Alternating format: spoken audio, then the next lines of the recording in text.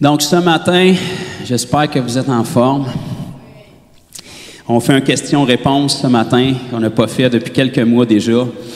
Et j'ai choisi un sujet chaud. C'est un sujet qui peut même faire des émeutes dans la vie chrétienne. C'est un des sujets les plus critiques, les plus critiqués. Le peu d'amis qui nous restent, je pense qu'on va les perdre ce matin. C'est un sujet qui est débattu depuis aussi longtemps que nos Bibles sont écrites.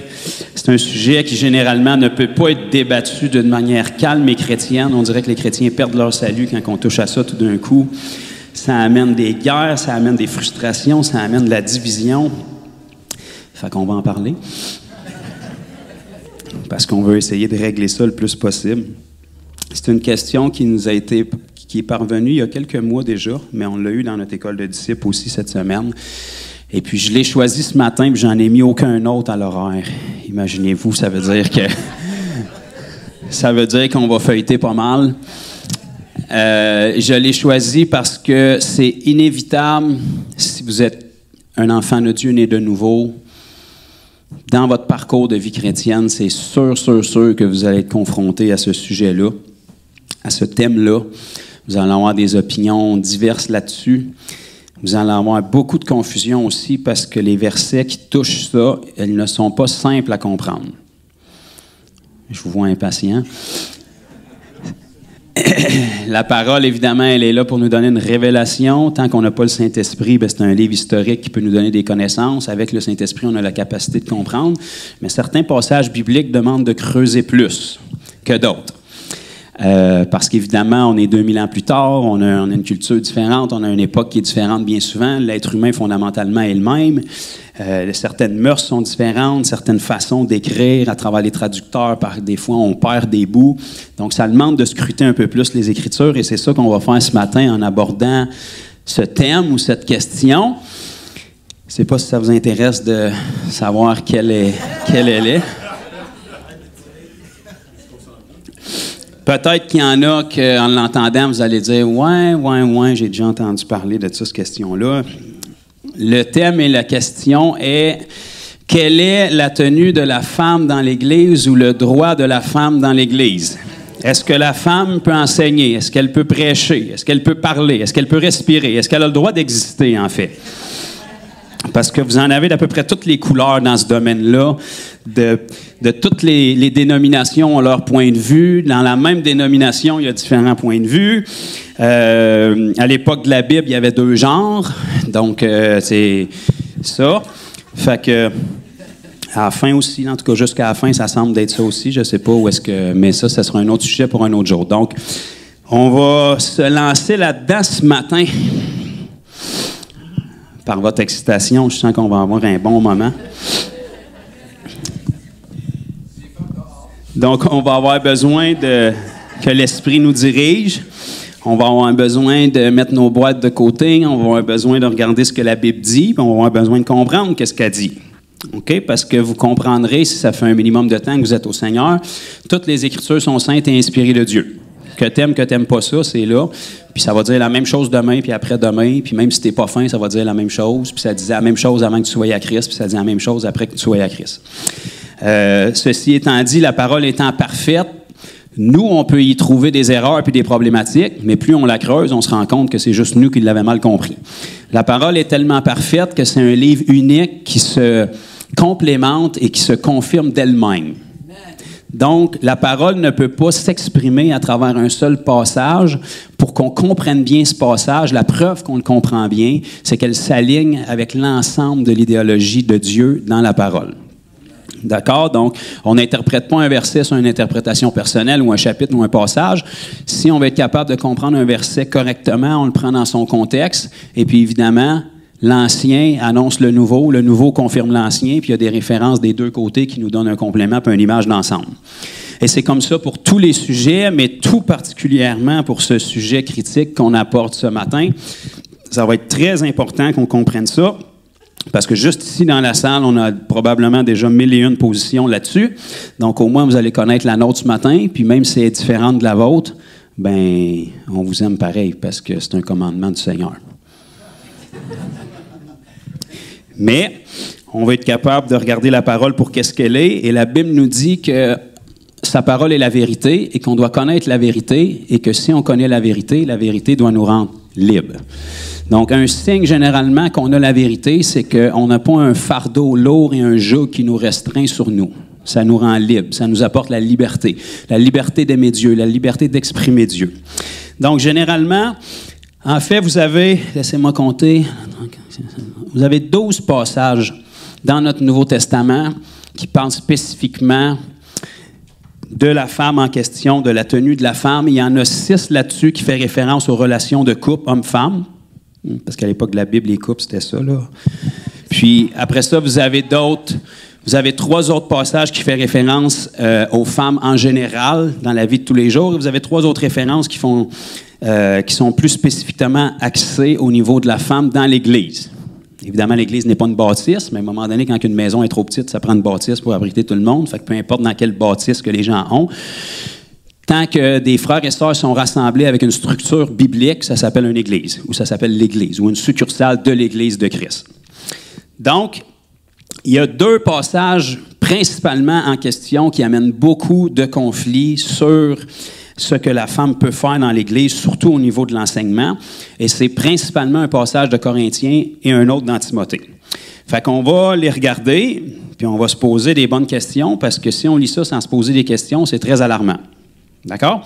Donc, 1 Corinthiens 14 pour commencer.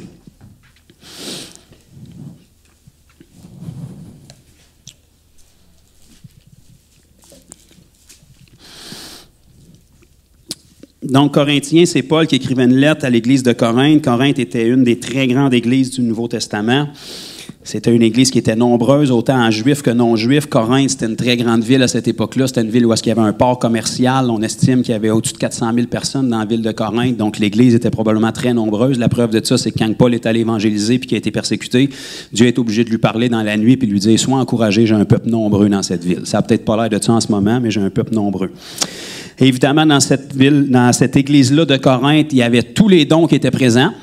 Pouvez-vous croire ça? À cette époque-là, les dons étaient pour tout le monde. Fait que tous les dons étaient présents. Puis il y avait aussi un petit peu du tout croche à travers tout ça. Comme il y en a un qui couchait avec sa belle-mère, mettons, dans l'église. Fait que Paul devait adresser certaines choses.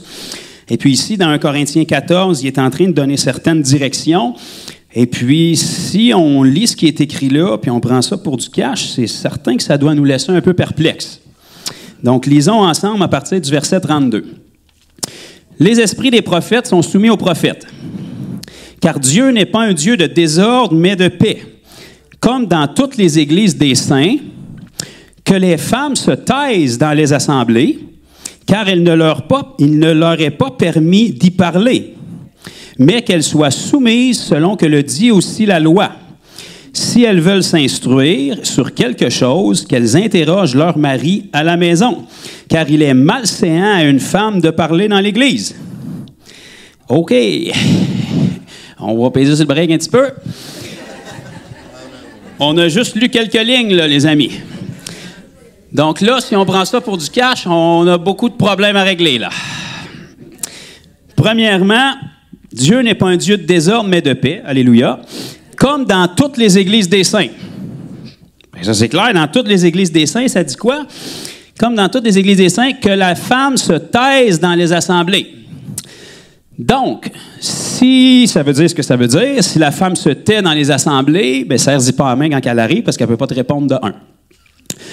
De 2, elle ne peut pas chanter et elle ne peut pas louer parce que tu as besoin d'ouvrir ta bouche pour faire ça. De 3, elle peut être encore moins sur une équipe de louanges parce qu'elle ne peut pas faire ça.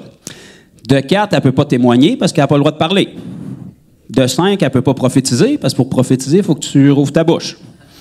D'accord? Parce que s'il faut qu'elle se taise, il faut qu'elle se taise. Fait que là, ça fait plein de questions qu'il faut répondre.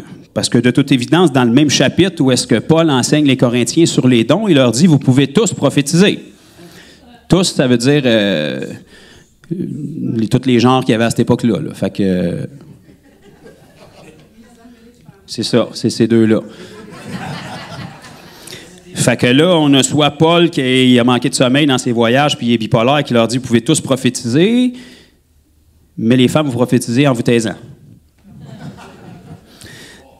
Car il ne leur est pas permis d'y parler, mais qu'elles soient soumises, selon que le dit la loi, si elles veulent s'instruire sur quelque chose, qu'elles interrogent leur mari à la maison.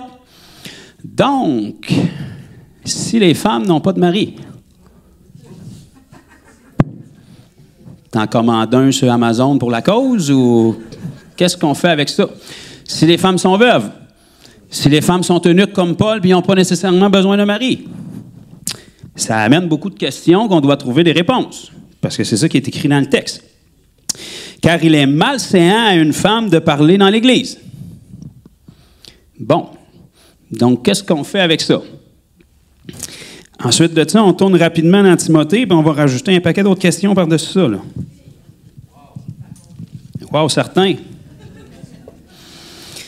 1 Timothée chapitre 2, et pour les besoins de la cause, commençons donc au verset...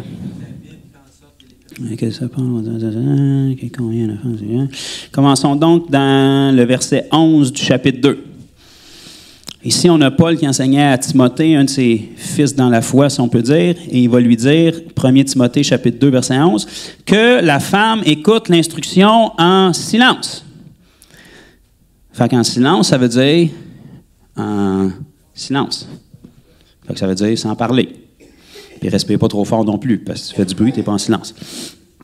Avec une entière soumission, je ne permets pas à la femme d'enseigner ni de prendre autorité sur l'homme, mais elle doit demeurer dans le silence.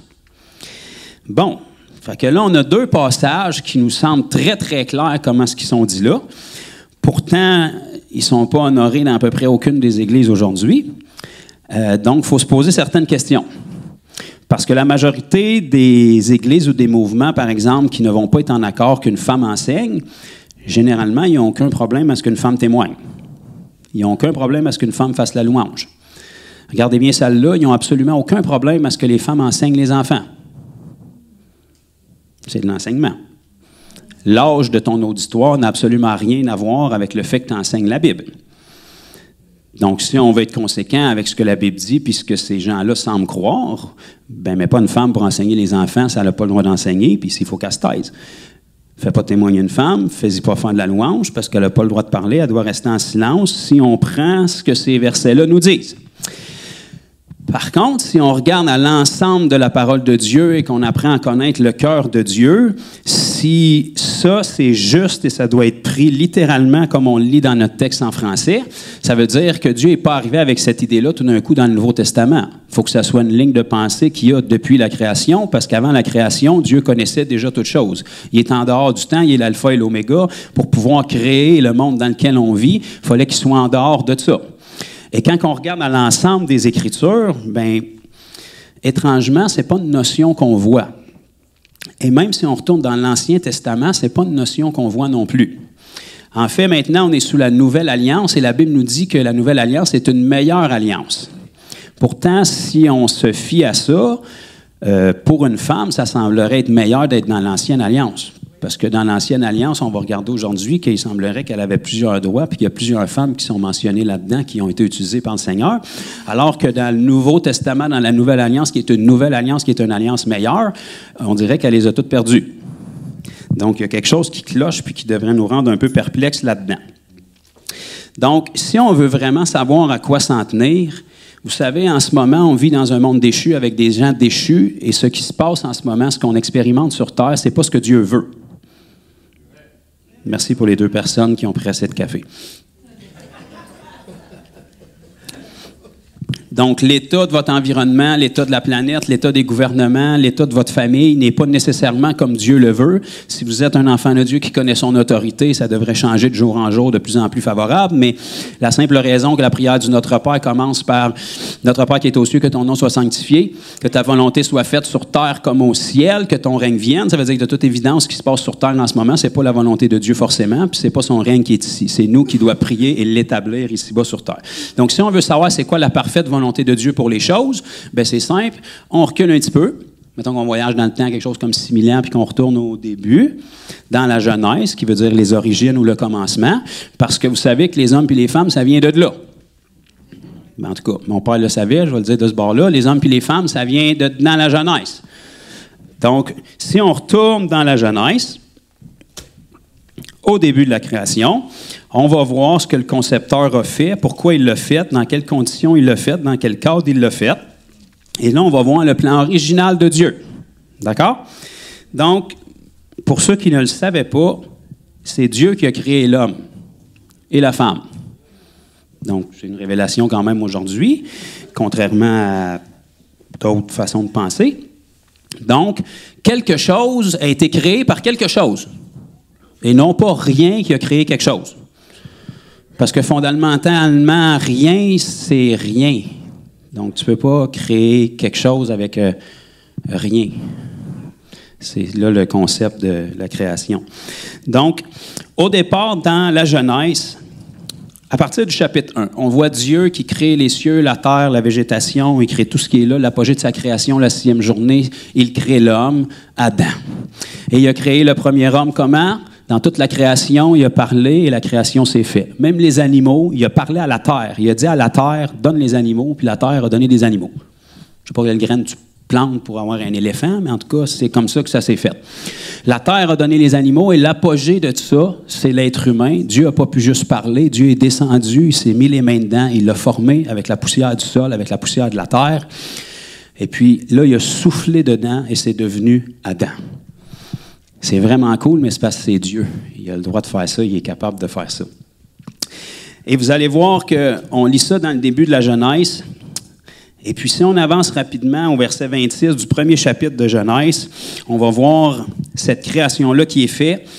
Et on va lire dans Genèse chapitre 1, verset 26. « Puis Dieu dit, faisons l'homme à notre image selon notre ressemblance et qu'il domine sur les poissons. » Ça, c'est pourquoi il l'a créé. « Qu'il domine sur les poissons de la mer, sur les oiseaux du ciel, sur le bétail, sur toute la terre et sur tous les reptiles qui rentrent sur la terre. » Donc, autrement dit, il donne la domination pas mal sur tout ce qu'il a créé.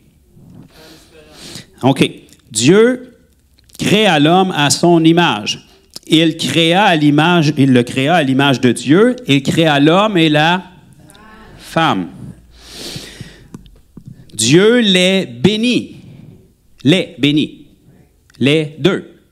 L'homme et la femme. Qui a été créé à l'image de Dieu? Les deux. L'homme et la femme. Dieu les bénit et il leur dit. À qui dit ça? L'homme et la femme. Qu'est-ce qu'il leur dit? Soyez féconds, multipliez, remplissez la terre, assujettissez, dominez. À qui est-ce qu'il dit ça? Aux deux. OK. Fait qu'au départ, il y avait la même source, il était créé à la même image et à la même ressemblance de Dieu, et il y avait exactement le même commandement tous les deux. C'est tout ça qu'on lit jusque-là? Je ne rajoute pas trop d'affaires, là. Dominer, au pluriel, verbe à l'impératif, sur les poissons de la mer, sur les oiseaux des cieux et sur tout animal qui se meut sur la terre.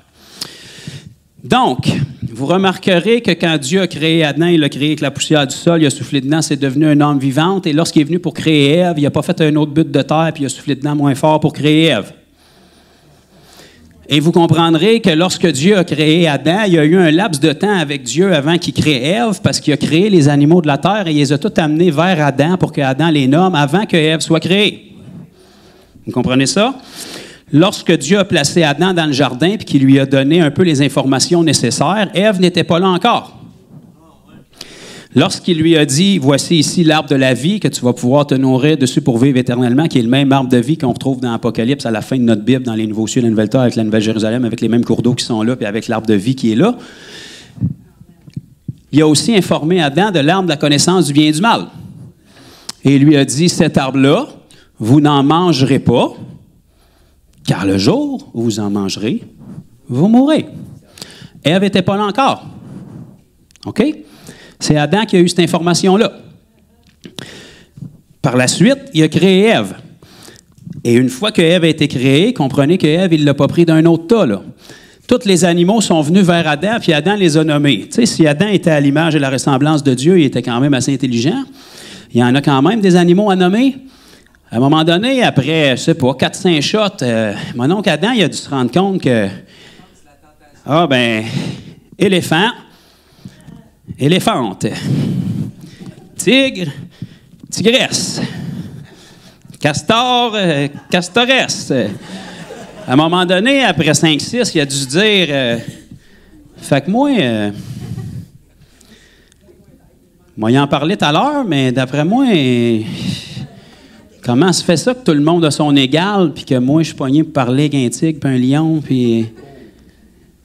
Parce qu'il était pas fou. Puis au bout de ça, tout ce que Dieu faisait, il disait, c'est bien. C'est bien. Et Dieu vit que c'était bien. Mais une fois que ça a été fait, il a constaté qu'il y avait quelque chose de pas bien. Il a dit, il n'est pas bon que l'homme soit seul. Première chose que Dieu constatait que c'était pas bon, puis Adam était comme, on vient de régler un problème. Et comme Adam était la perfection et l'image de Dieu ici-bas sur terre, parce qu'il était le Dieu de ce monde, d'accord? Si la Bible nous dit dans le Nouveau Testament que Satan est le Dieu de ce monde, et quand il est allé tenter Jésus dans le désert, qu'il a offert les royaumes de la terre, il lui a dit, ces royaumes m'appartiennent et je les donne à qui je le veux. Jésus ne l'a pas corrigé pour ça. Fait que de toute évidence, si les royaumes de la terre lui appartiennent, ça veut dire qu'il est Dieu de ce monde. Pourtant, Dieu ne l'a pas créé Dieu de ce monde. Fait qu'à quel moment que le diable est devenu Dieu de ce monde? Le moment où celui qui était Dieu avant lui a remis son autorité. Et ça s'est passé dans le jardin, quand que Adam et Ève, qui étaient dieux de ce monde, ont cru le mensonge et ont remis leur autorité entre les mains du diable. Et à partir de ce moment-là, il est devenu le Dieu de ce monde avec un petit D, qui veut dire avoir autorité sûre. Donc, Adam et Ève, qui étaient dieux de ce monde, Adam était parfait, la plénitude de Dieu, il était complet. Dieu ne pouvait pas lui créer une semblable et refaire la même chose, donc il est obligé d'aller la chercher à l'intérieur de cette perfection-là. Fait qu'il l'a plongé d'un profond sommeil, et la Bible nous dit qu'il l'a pris, notre version française nous traduit à partir de la côte, mais ça ne veut pas nécessairement dire la côte physique ici. Le mot en hébreu, c'est le côté. Fait que peu importe qu'est-ce que Dieu a pris pour la concevoir, elle est pris à partir de son côté, à l'intérieur même de la plénitude de Dieu dans l'homme parfait que Dieu avait créé, qui était une image de Jésus qui devait venir, parce que comme l'épouse du premier Adam a été prise de son côté, l'épouse du dernier Adam qui était Jésus a aussi été prise de son côté quand le soldat a percé Jésus à la croix puis qu'il a sorti de l'eau puis du sang, parce que c'est avec l'eau puis le sang qu'il rachetait son épouse, qui est nous maintenant. Alléluia.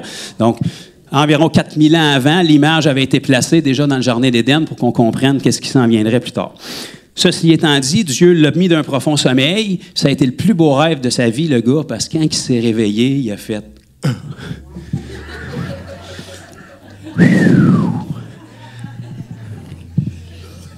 Puis il a décidé que ça allait être Ève, la mère de tous les vivants.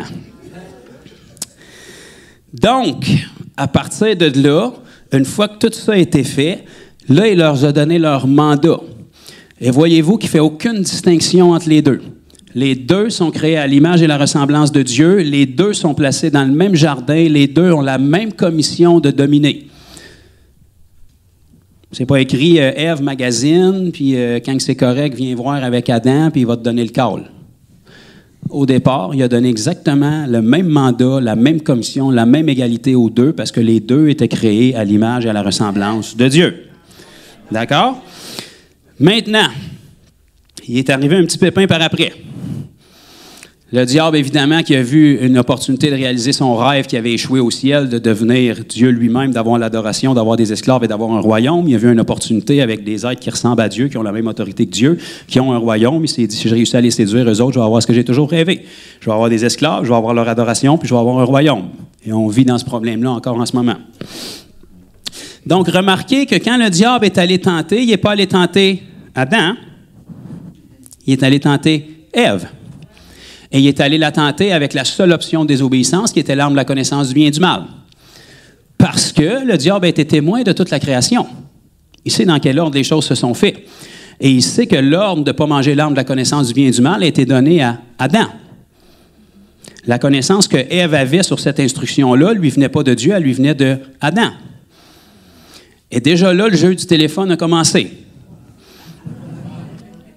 C'est pas nous autres qui avons inventé ça au primaire, là. Ça a déjà commencé dans ce temps-là. Quand le diable est allé pour tenter Ève concernant l'arbre de la connaissance du bien et du mal, Ève est allée lui répondre, Dieu a dit, vous en mangerez pas puis vous y toucherez pas. Où c'est qu'elle a appris ça? Dieu n'a jamais dit à Adam de ne pas toucher à cet arbre-là. Il a dit, cet arbre-là, tu n'en mangeras pas.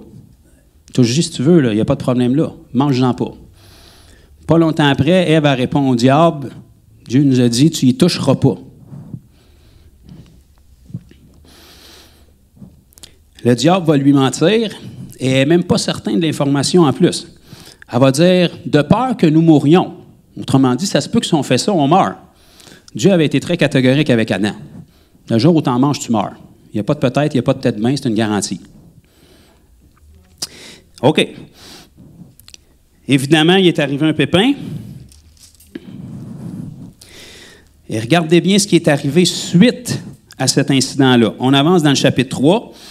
Donc, vous comprenez le plan parfait de Dieu. Il les a créés égaux à partir de la même source, avec la même image, la même ressemblance et la même mission, tous les deux, et la même autorité. Pas autorité l'un sur l'autre, pas autorité sur les humains qui vont sortir de ça, mais autorité sur la terre, sur les animaux et sur sa création. Ici, dans le chapitre 3, il y a un péché, il y a une désobéissance qui a été commise. Et Dieu est descendu dans son amour, plutôt de bouder, il est descendu vers les êtres humains qu'il avait créés.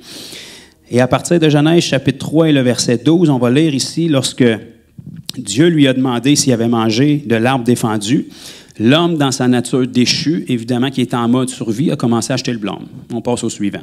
Donc, l'homme répondit, « La femme que tu as mise auprès de moi m'a donné de l'arbre et j'en ai mangé. » Autrement dit, faites une erreur, mais ça va bien que ça arriverait, hein? L'Éternel Dieu dit à la femme, « Pourquoi as-tu fait cela? » La femme répondit, « Serpent. C'est pas de ma faute. » Parce qu'elle aussi était dans sa nature déchue en mode survie, rebelle à Dieu, puis on veut toujours jeter le blâme sur le prochain. L'Éternel Dieu dit au serpent, « Puisque tu as fait cela, tu seras maudit entre tout le bétail et entre tous les animaux des champs. Tu marcheras sur ton ventre et tu mangeras de la poussière tous les jours de ta vie. Je mettrai inimitié entre toi et la femme, entre ta postérité et sa postérité. Celle-ci t'écrasera la tête et tu lui blesseras le talon. » Juste là-dessus, on pourrait faire une étude, mais c'est en dehors du sujet pour ce matin, fait qu'on se concentre sur le verset 16. Il dit à la femme, là, comprenez, ça, c'est pas le plan parfait de Dieu. Le plan parfait de Dieu, on venait de le lire avant. Ça, c'est les conséquences d'une désobéissance. La conséquence de cette désobéissance-là, regardez bien ce qu'il va lui dire ici. « J'augmenterai la souffrance de tes grossesses. » Y a-t-il des femmes qui ont été témoins de ça ici, peut-être? Donc, « J'augmenterai la souffrance de tes grossesses. » Ce n'est pas le plan parfait de Dieu. C'est une conséquence du péché puis de la désobéissance qui est entrée dans l'humanité. « Tu enfanteras avec douleur. Tes désirs se porteront vers ton mari, mais il dominera sur toi. » Donc, juste ça, ça demande un peu de compréhension. Donc, si on prend ça ici puis qu'on comprend que ce verset-là que Dieu donne aux êtres humains, ce n'est pas son plan parfait, c'est la conséquence du péché qui est entré dans l'humanité. Le plan parfait, la volonté parfaite de Dieu qui ne change pas d'ailleurs, sa volonté parfaite est tout le temps la même. On l'a lu dans le chapitre précédemment où est-ce qu'il a créé les deux à l'image et la ressemblance de Dieu, les deux avec la plénitude de Dieu, les deux avec le même mandat de dominer ensemble sur la création. Et ici, il va lui dire, dans la partie B du verset, « Tu enfanteras avec douleur et tes désirs se porteront vers ton mari, mais il dominera sur toi. » Le mot « désir » ici, ça ne fait pas nécessairement référence à quelque chose de sexuel. Bon, les gens sont déçus. C'est le même mot qui est utilisé à votre page suivante. Laissez-moi trouver le verset si je le trouve.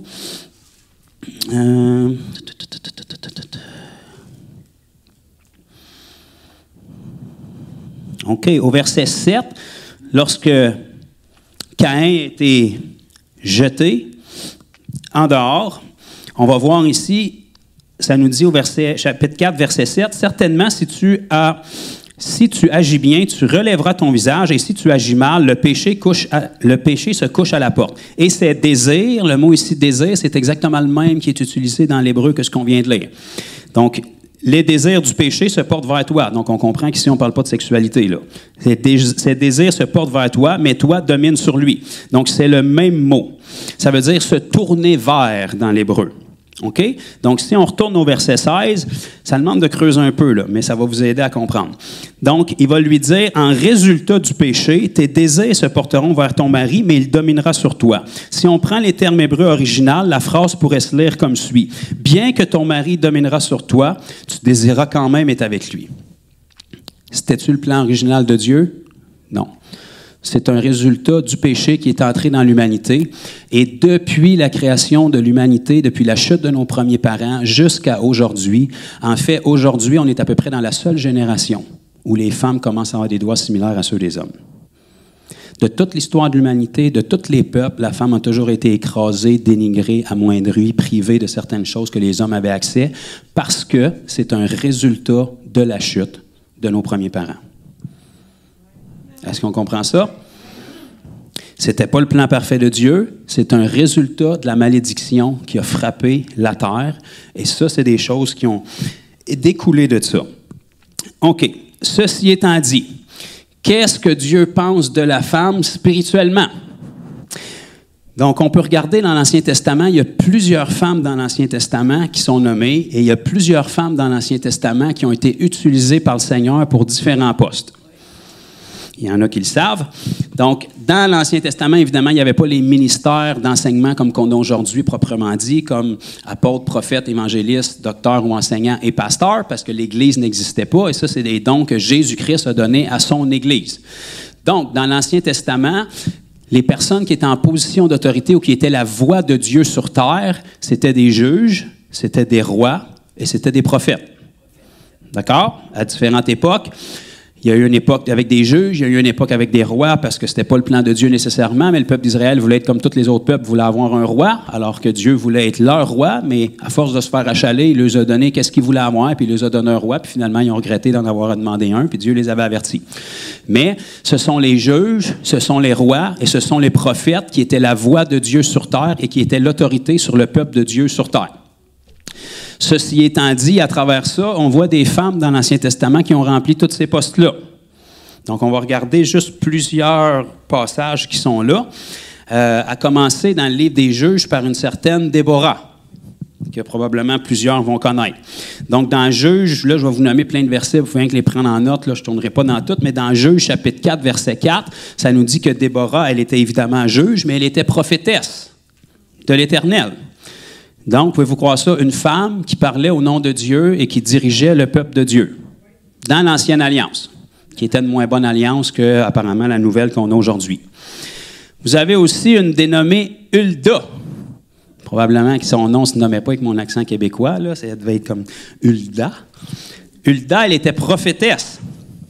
Vous allez voir ça dans 2 Rois, chapitre 22, versets 13 à 20, puis dans 2 Chroniques 34, versets 22 à 28. Et pouvez-vous vous imaginer que Josias a fait référence à cette prophétesse-là, le roi Josias, et il y avait un personnage majeur qui vivait à l'époque de Hulda, qui était Jérémie, le prophète. Et le roi Josias est allé vers la prophétesse Hulda plutôt que vers le prophète Jérémie. Eh bien, parle d'une affaire. Il y avait aussi une certaine dénommée Marie ou Myriam, dépendamment de la traduction, qui était la sœur aînée de Moïse et Aaron, qui était sacrificateur, sacrificatrice, et prophétesse aussi. Elle était leader du peuple de Dieu avec Moïse et Aaron, puis vous allez voir dans Exode chapitre 15, verset 20, que la Bible nous dit qu'elle était prophétesse. Marie, une femme, qui leadait le peuple de Dieu, et qui était la voix de Dieu sur terre, qui était prophétesse.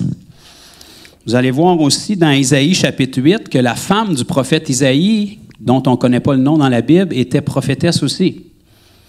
Ça nous dit que le prophète Isaïe est allé vers la prophétesse, sa femme, et qui se sont connus, puis ben, il en est arrivé ce qui en est arrivé après. Fait que la femme d'Isaïe était prophétesse selon Isaïe chapitre 8 et le verset 3. Dans le Nouveau Testament, vous avez une dénommée Anne dans les Évangiles, entre autres dans Luc chapitre 2, qui a prophétisé sur le Seigneur Jésus lui-même. Elle était très âgée, fort avancée en âge, pourtant elle était bien plus jeune que mon père, mais en tout cas. Donc, elle était dans le temple le jour où Joseph et Marie sont allés pour consacrer Jésus. Il y avait un homme, Siméon, qui était là, que Dieu avait divinement averti, puis qui a prophétisé sur le bébé Jésus. Et il y avait aussi Anne, une prophétesse qui était veuve depuis de nombreuses années, puis depuis ce temps-là, elle vivait dans le temple, puis elle était en prière, puis en jeûne, puis elle servait le Seigneur, puis elle attendait la promesse du Messie. Donc, pouvez-vous croire ça? Pendant que les leaders spirituels de l'époque n'étaient même pas au courant qu'il y avait un roi qui était né en Israël, ils ont été informés par des magiciens qui venaient de l'Orient à Babylone, qui ont fait le voyage pour venir informer Hérode qu'il y avait un roi qui était né dans son pays. Hérode, tellement mal à l'aise de ne pas avoir l'info, il a fait venir son concile religieux, puis eux autres n'étaient pas plus au courant.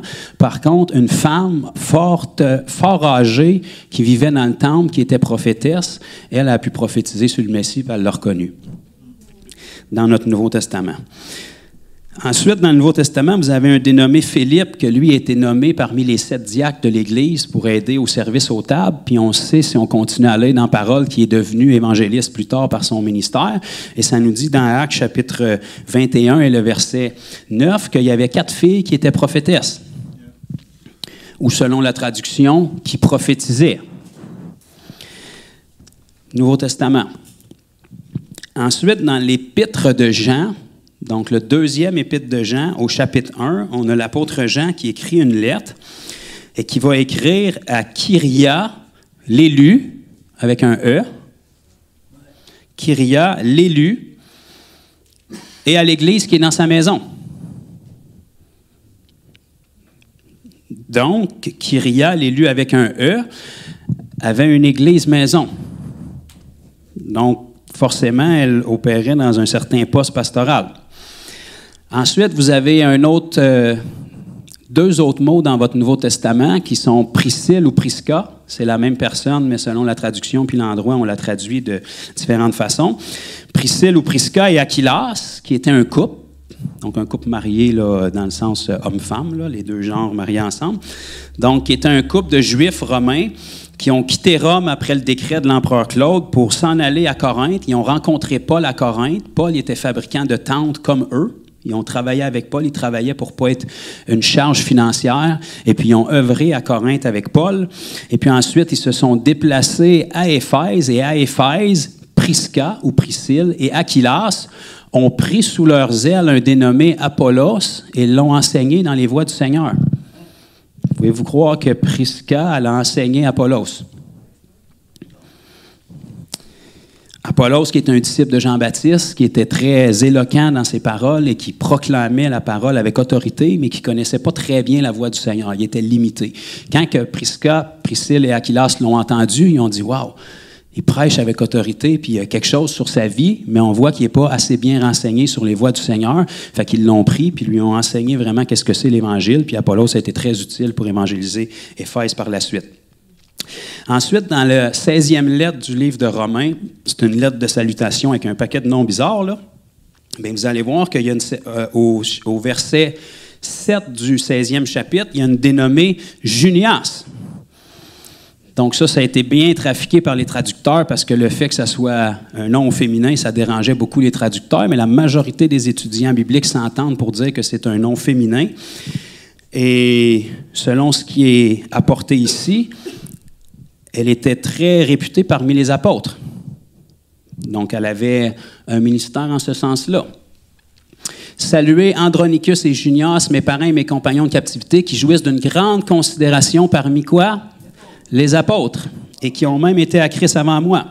Ensuite, pas longtemps après, vous avez un paquet d'autres noms bizarres comme Tryphène et Tryphose et Perside, qui sont tous des noms féminins, que Paul va dire qu'il va féliciter leur travail, il va dire qu'ils ont travaillé fort pour l'œuvre du Seigneur. Donc, ils travaillaient pour l'œuvre du Seigneur, ces femmes-là. Ensuite, dans Actes chapitre 16, vous avez ce fameux passage-là où est-ce que Paul rencontre Lydie, une marchande de pourpre de Thyatire, qui vient au Seigneur avec toute sa famille. Et on peut voir à la fin du chapitre 16, au verset 40, que l'Église se réunit dans sa maison. Donc, évidemment, Paul, dans son voyage missionnaire, à un moment donné, il essaie de rentrer en Asie, la porte s'est fermée, l'Esprit du Seigneur ne leur permit pas. Paul n'a pas fait ce que la majorité de l'Église moderne fait aujourd'hui, de s'asseoir en boule, Seigneur, pourquoi tu m'as abandonné, j'abandonne tout, moi j'étais là pour évangéliser, puis là tu me fermes la porte, mais non. Il s'est tourné, il est rentré dans la prochaine ville, ça nous dit l'Esprit de Jésus ne lui permit pas. Fait qu'il s'est tourné, puis il a continué sa marche, puis dans la nuit, il a fait un rêve, puis il a vu un Macédonien qui disait « Passe en Macédoine ». Fait qu'il s'est dit 1 + 1, ça fait 2, d'après moi, le Seigneur veut qu'on aille en Macédoine. Fait qu'il a pris une chance, puis il s'est rendu en Macédoine, puis quand il est arrivé en Macédoine, Dieu lui a même pas parlé davantage. Fait qu'il s'est servi de sa tête. Fait qu'il s'est dit, il y a un cours d'eau là-bas. D'habitude, le monde se joigne proche des cours d'eau pour prier. Fait qu'on va aller là-bas. Fait qu'il s'est rendu là. Puis là, il a rencontré Lydie, une marchande de pourpre de Thyatire. Qui dit marchande de pourpre dit Qui dit Thyatire, dit Thyatire, si tu regardes sur une carte, ça se trouve exactement dans la première région qu'il voulait rentrer au départ avec son compagnon de voyage que le Seigneur a fermé la porte.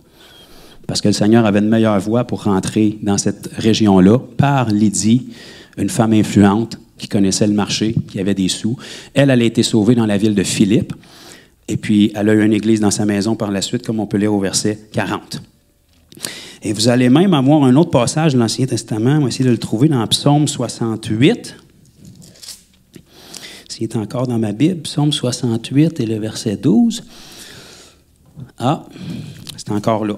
Ça nous dit, « Le Seigneur dit une parole et les messagères, au féminin, de bonnes nouvelles sont une grande armée. » Donc, le Seigneur a des messagères pour annoncer sa bonne nouvelle. Ceux qui ont mis le corps de Christ au tombeau, c'était des femmes. Les premières à avoir annoncé la bonne nouvelle de la résurrection de Christ, c'était des femmes. Les hommes dormaient encore. Eux autres, ils étaient là de bonne heure le matin. Ils n'ont pas été crus quand ils sont revenus, évidemment. Mais ici, je vous en ai donné une douzaine, puis il y en aurait plus de passages, autant dans le Nouveau que dans l'Ancien, où on voit des femmes, genre féminin, style femelle, qui opéraient dans des postes qui étaient les plus hautes autorités divines à leur époque dans leur alliance. Que ce soit des juges, que ce soit des prophétesses, on pourrait parler de la reine Esther aussi, mais ils ont opéré autant dans le Nouveau Testament que dans l'Ancien avec des postes d'autorité sur le peuple. Et dans le peuple, il y avait des hommes et des femmes. Ils ont été la voix de Dieu sur terre, ils ont été appelés puis mandatés par le Seigneur, et puis ça, on le voit tout le long de la Bible. Donc là, si on revient au passage qu'on a lu tout à l'heure, ben, il faut se questionner comment est-ce que ça peut cadrer dans l'idée générale de Dieu qu'on voit tout au long de la parole. Vous avez même une lettre aux églises dans l'Apocalypse, évidemment, dans le chapitre 2-3, où est-ce que Jésus écrit 7 lettres aux 7 églises d'Asie, Éphèse, Smyrne, Pergame, Thyatire, Sardes, Philadelphie, Laodicée.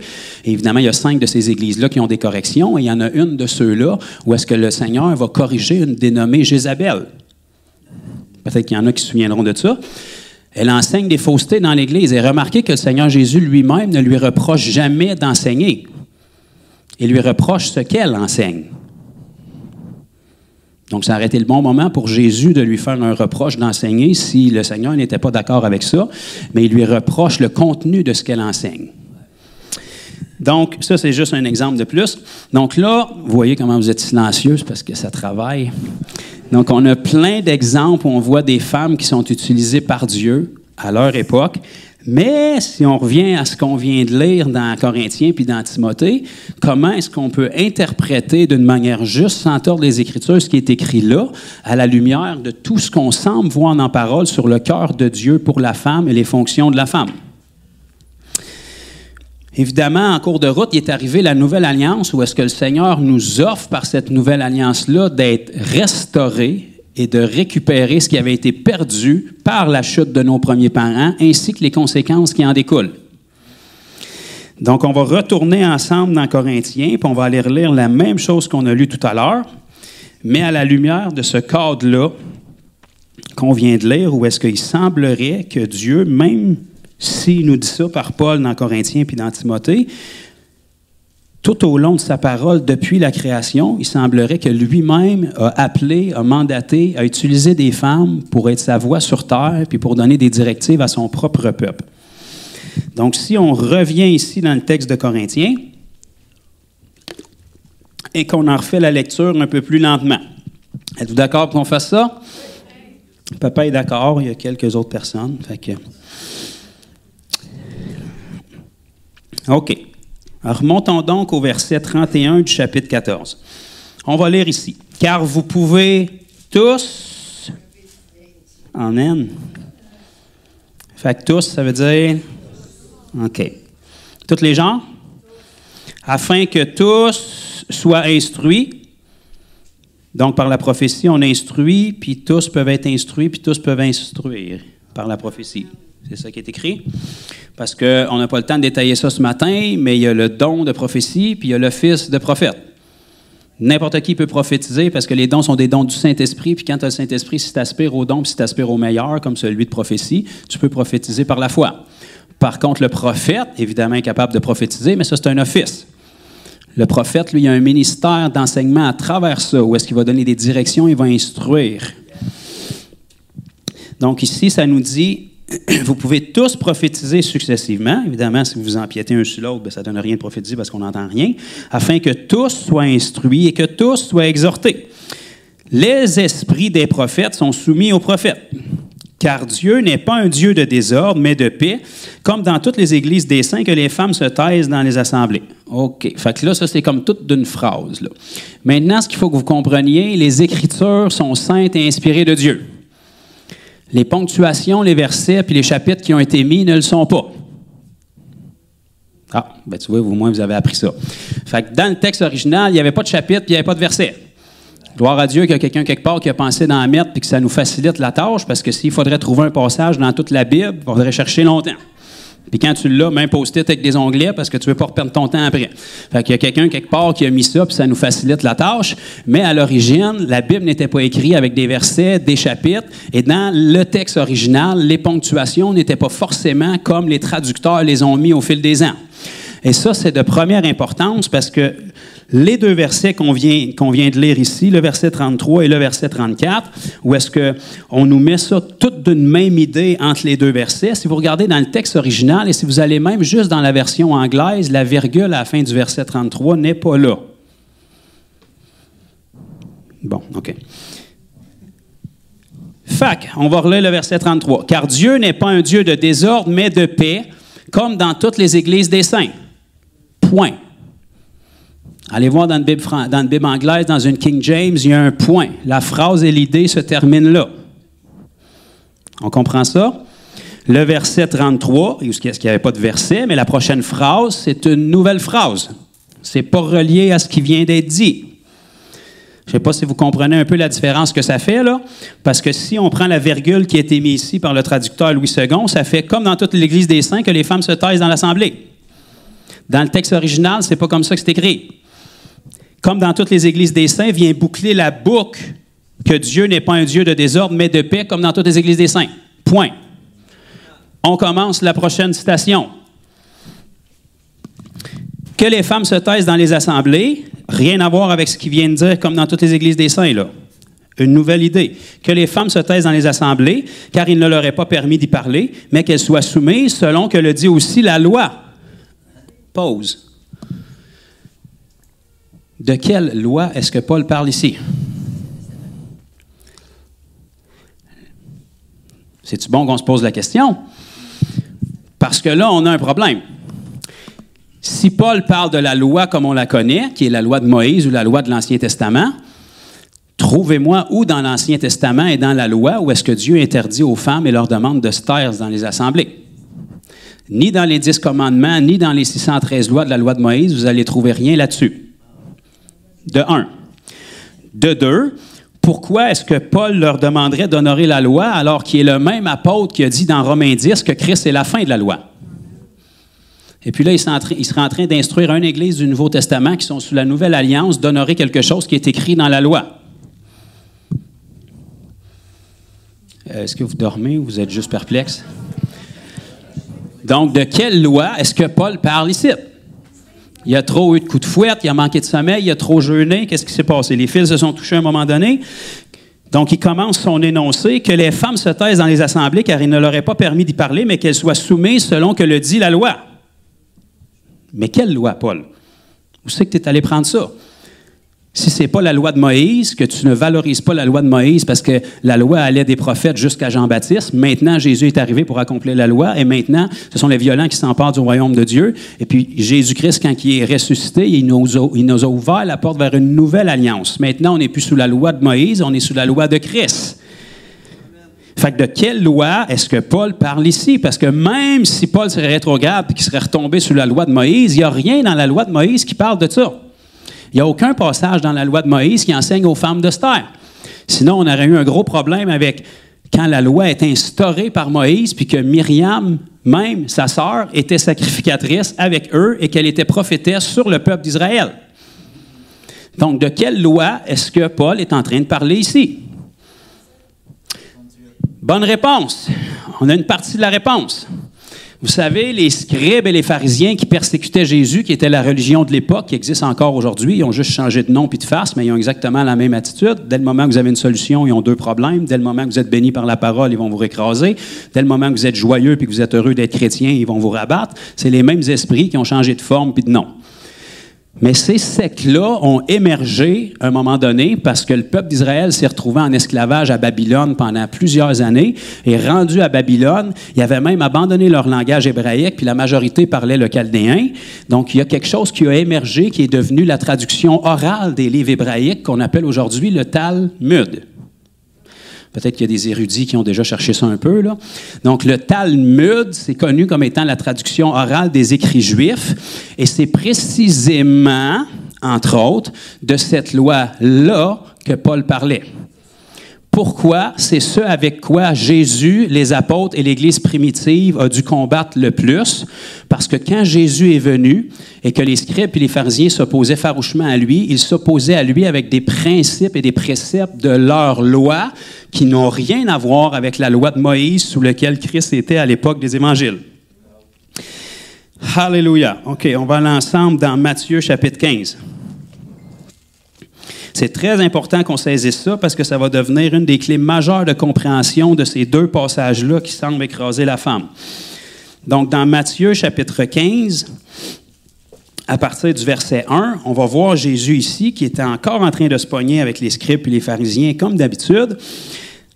Matthieu, chapitre 15 et le verset 1. « Alors les pharisiens et les scribes vinrent de Jérusalem auprès de Jésus et dirent, « Pourquoi tes disciples transgressent-ils la tradition des anciens? » Ça, ce n'est pas la loi de Moïse.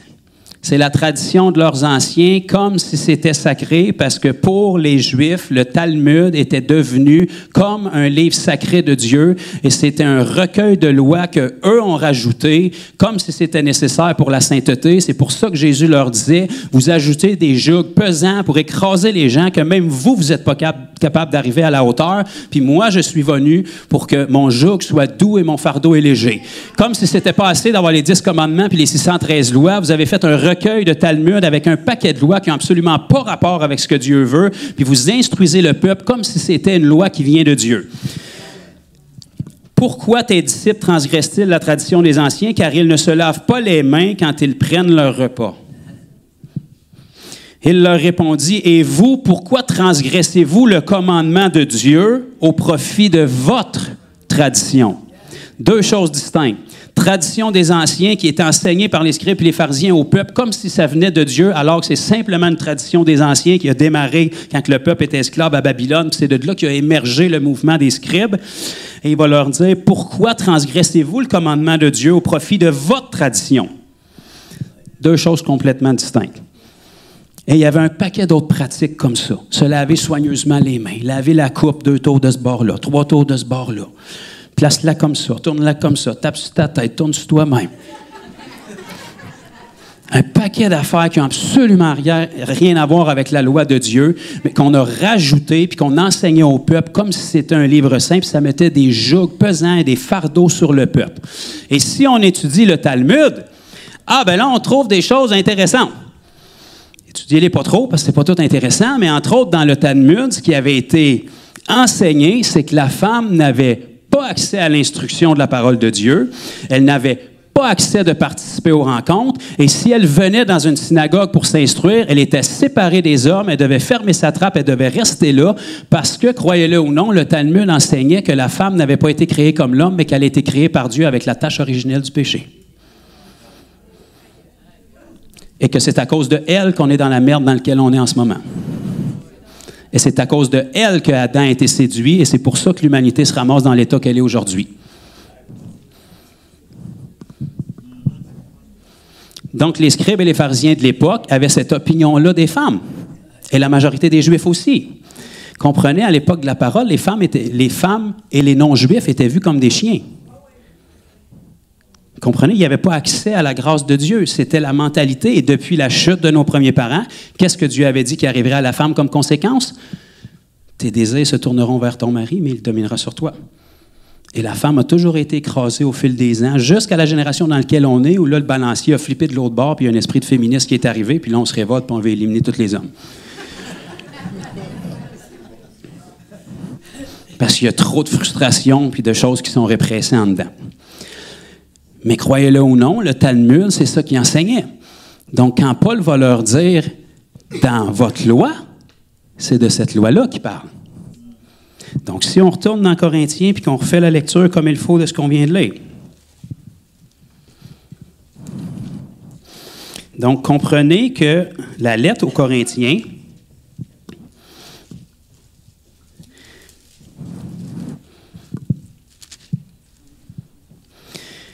la lettre aux Corinthiens, à partir du chapitre 7, la première lettre aux Corinthiens, et le verset 1, Paul va dire « Pour ce qui concerne les choses dont vous m'avez écrit ».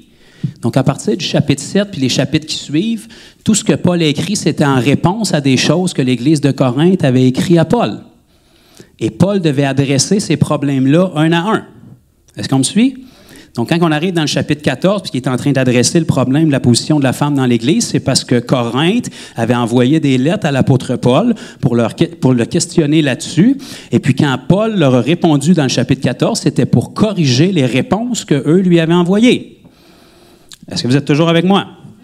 OK. Donc, si on reprend la lecture, verset 31, « Car vous pouvez tous prophétiser successivement. » C'est Paul qui est en train de parler. « Afin que tous soient instruits et que tous soient exhortés. Les esprits des prophètes sont soumis aux prophètes. Car Dieu, aux prophètes, hommes-femmes, parce que vous pouvez tous prophétiser. Hommes-femmes peuvent prophétiser. Les esprits des prophètes sont soumis aux prophètes, hommes-femmes. » Alléluia. « Car Dieu n'est pas un Dieu de désordre, mais un Dieu de paix, comme dans toutes les églises des saints. » Point. Prochaine phrase. Paul répond aux lettres qui lui ont été envoyées. Il va reprendre une citation de ce qui avait été écrit dans la lettre qui lui a été envoyée. OK. Que les femmes se taisent dans les assemblées car il ne leur est pas permis d'y parler, mais qu'elles soient soumises selon que le dit votre loi. Quelle loi? Le Talmud. C'est pas dans la loi de Moïse qu'on trouve ça. C'est pas ce que Paul revendiquait. C'est ce qu'eux lui ont dit. Il a envoyé une lettre à Paul, puis on a fait taire les femmes dans l'Église pour pas qu'ils prophétisent, pour pas qu'ils enseignent, puis pour pas qu'ils parlent, parce que la loi dit ça. Quelle loi? Le Talmud. Paul est en train de leur redonner qu'est-ce qu'eux leur avaient envoyé comme information. Si elles veulent s'instruire sur quelque chose, qu'elles interrogent leur mari à la maison, car il est malséant d'une femme de parler dans l'Église. De où est-ce que ça vient, ce principe-là? Du Talmud. Si les femmes avaient accès à la synagogue, ils étaient séparés, il n'y avait pas de contact avec aucun homme, puis si leur mari était gentil, ils pouvaient avoir de l'instruction à la maison, puis si leur mari ne filait pas, bien sèche. Puis si tu n'as pas de mari, bien ça a bien de valeur. Ensuite, Paul va leur dire, « Est-ce de chez vous que la parole de Dieu est sortie? Ou est-ce à vous seul qu'elle est parvenue? Si quelqu'un croit être prophète ou inspiré, qu'il reconnaisse ce que je vous écris comme un commandement du Seigneur. » Fait qu'il est en train de leur dire, en récitant ce qu'eux lui avaient écrit comme lettre, qui venait du Talmud, il est en train de leur dire, « Vous êtes mes enfants, c'est moi qui ai fondé la communauté de Corinthe. S'il y a quelqu'un parmi vous qui pense être prophète en s'opposant à ce que je vous ai enseigné à l'origine, il y a quelque chose qui cloche, là. Vous voulez m'instruire en me disant que la femme ne peut pas enseigner dans l'Église alors que c'est moi qui ai fondé votre communauté, puis vous prenez ça à partir du Talmud qui n'a rien à voir avec la loi de Dieu, puis on a été libérés de la loi de toute façon. » Donc, il va reprendre ce que ces gens-là lui envoyaient comme questionnement, puis il va leur dire, « Est-ce de chez vous que la parole de Dieu est sortie? Êtes-vous en train de m'enseigner? C'est une joke, ça.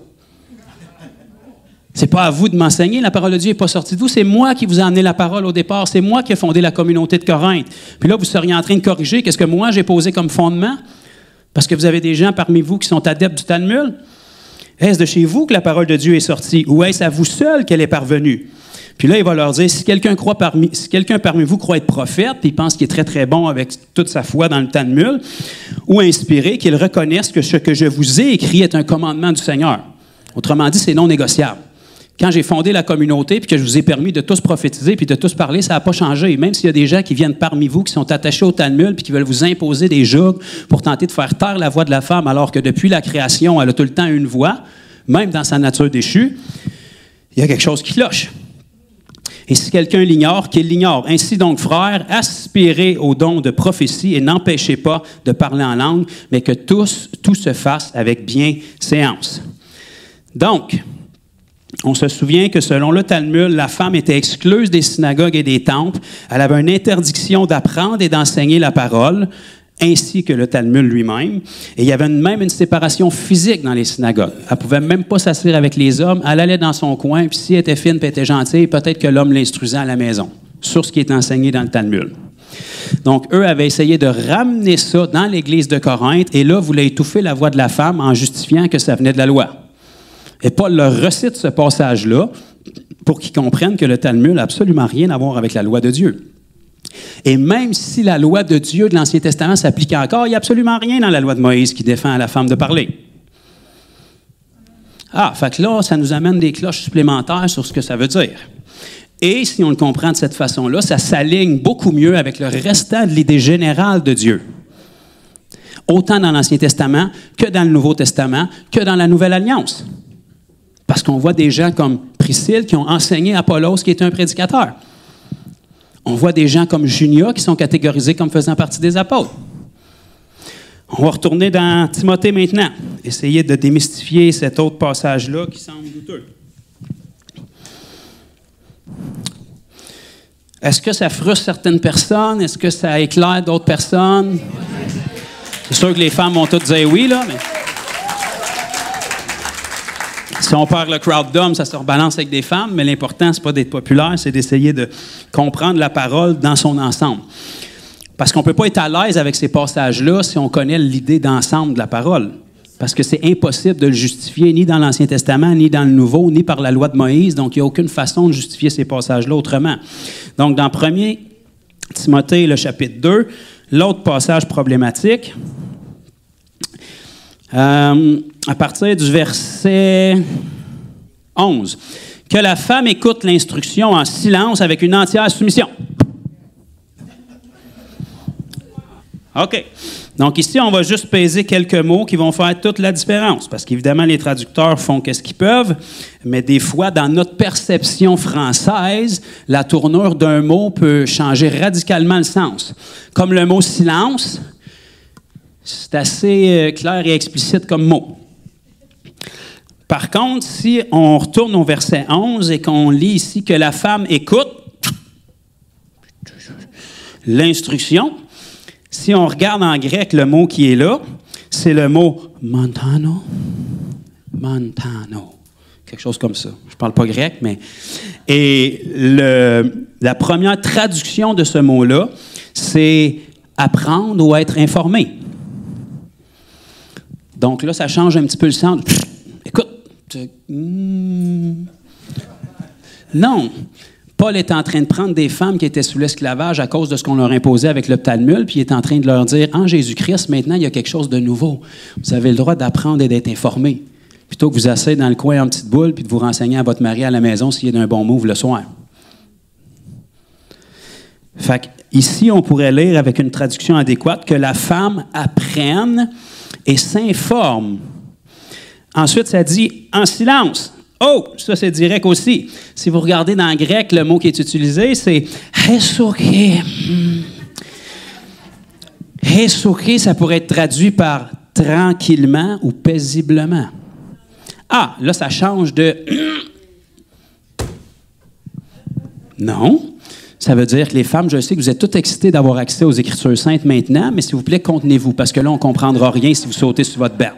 « Chérie, qu'est-ce qu'il a dit? » C'est correct. Il va pouvoir t'instruire à la maison si tu ne comprends pas tout, parce que tu n'es pas habitué et tu n'as jamais eu accès librement dans une synagogue, tu n'as jamais eu accès à la parole de Dieu. Ça prenait tout pour avoir accès au Talmud. Là, tu as accès à la parole de Dieu. Le Paul est en train de leur dire « bonne nouvelle ». Vous pouvez apprendre et vous instruire maintenant en Jésus-Christ. Le joug est enlevé. Ce qui venait du Talmud, qui n'a jamais venu même de la loi de Moïse, qu'on vous imposait forcé dessus, maintenant on tasse ça. Vous pouvez apprendre et vous instruire paisiblement et tranquillement. Dosez-vous, contrôlez-vous. Je sais que la parole c'est excitant et que c'est merveilleux, mais il ne faut quand même pas briser l'ordre, parce que si vous empiétez sur ce qui est dit en avant, bien, personne ne va pouvoir en bénéficier. Donc, on pourrait lire ici, si on prend la traduction correctement, que la femme apprenne et s'instruise dans l'instruction paisiblement et tranquillement. Ah, bien là, ça change un peu la donne. Avec une entière soumission, je ne permets pas à la femme d'enseigner ni de prendre autorité sur l'homme. Encore une fois, si on prend le mot autorité, ce n'est pas le mot qui est utilisé partout dans notre Nouveau Testament pour décrire autorité. Vous allez lire, par exemple, dans Luc 10, 19, Jésus qui va dire « Je vous ai donné l'autorité de marcher sur les serpents, les scorpions et sur toute la puissance de l'ennemi, et rien ne pourra vous nuire. » Le mot autorité qui est utilisé là, c'est toujours deux mots dans le Nouveau Testament, soit autorité ou puissance, c'est exousia ou dynamis. Exousia veut dire exercer une autorité, une juridiction sur un territoire, sur un groupe de personnes. Et dynamis nous donne notre mot dynamite qui veut parler vraiment d'une puissance concrète. Ici, le mot autorité n'est pas traduit par ces mots-là. Il est traduit par autorité, qui veut dire usurper par la force. Quitte à tuer quelqu'un même pour prendre sa place. OK. Donc, si on revient dans le cadre qu'on vient de lire, je ne permets pas à la femme d'usurper par la force et de tuer quelqu'un pour prendre la place. Mais elle doit demeurer dans le silence et la bonne traduction, c'est paisiblement, calmement. Car Adam a été formé le premier, Ève ensuite. Et ce n'est pas Adam qui a été séduit, c'est la femme qui a été séduite.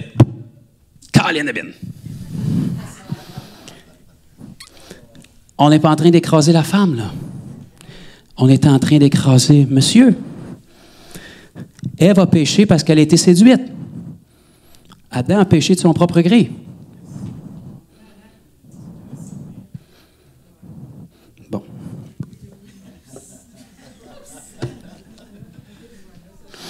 Ève a été tentée par le serpent. Où est-ce qu'il était Adam pendant que sa femme parlait avec un serpent? Pas trop loin, d'après moi. Parce qu'elle en a mangé, puis elle s'est revirée, puis il y en a offert. D'après moi, elle n'a pas fait le tour du jardin 4 fois pour le trouver, là. Adam n'a pas été séduit. Ah, OK. Elle en a mangé, il voyait bien qu'elle était rendue mêlée, puis elle va y en offrir, puis mes yeux se sont ouverts. Je suis tout nu, puis toi avec.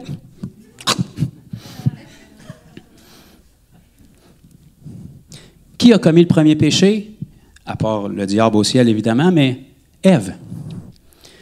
Pourquoi est-ce que la Bible nous enseigne à plus d'un endroit? Car si par un seul homme, le péché est entré dans l'humanité,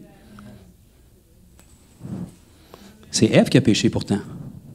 Mais Ève a péché parce qu'elle a été séduite. Adam a péché sans séduction, de son propre gré.